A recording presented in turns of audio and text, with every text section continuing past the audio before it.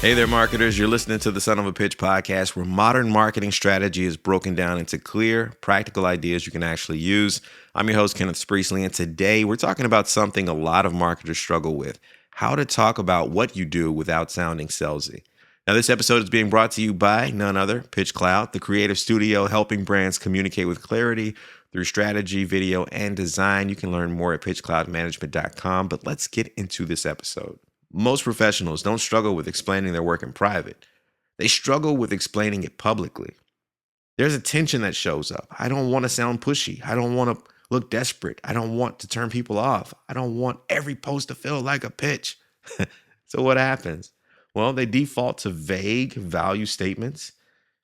They typically go to educational content with no direction or commentary without connection to their offer. They talk around what they do instead of about what they do. And over time, people consume their content without ever understanding how to engage further. Here's the truth. People don't sound salesy because they sell. They sound salesy because they skip steps. When someone jumps straight to buy this, book now, limited time, without first establishing clarity and context, resistance goes up. Selling feels uncomfortable when the audience hasn't been oriented. When people don't understand the problem, the stakes, the process, or even the outcome, any call to action feels abrupt. Sales pressure usually signals a positioning gap, not a personality flaw.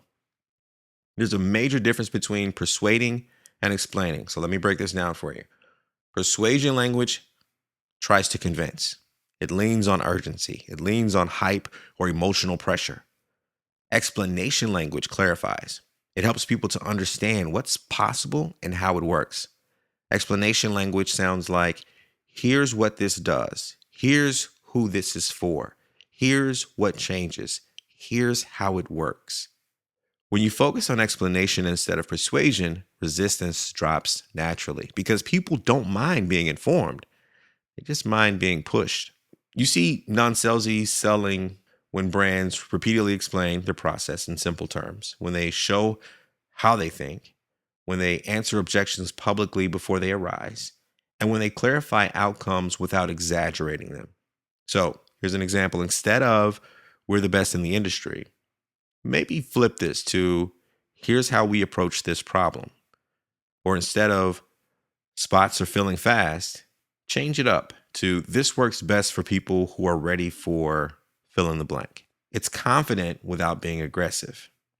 And that confidence builds trust.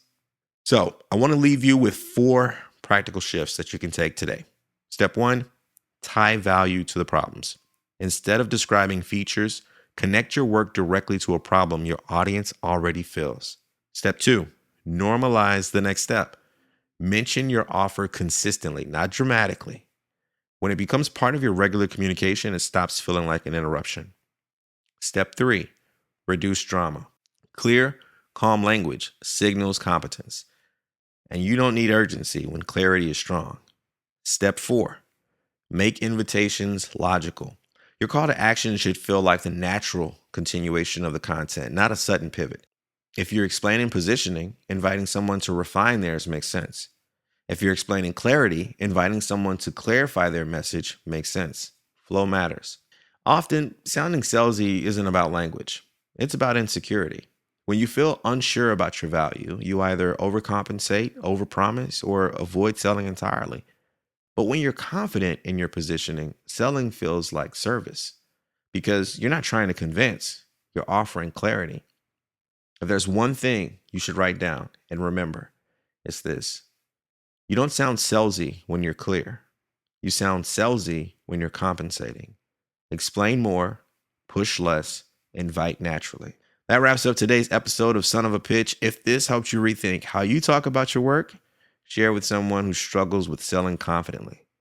Next week, we're talking about the difference between content that gets likes and content that gets leads.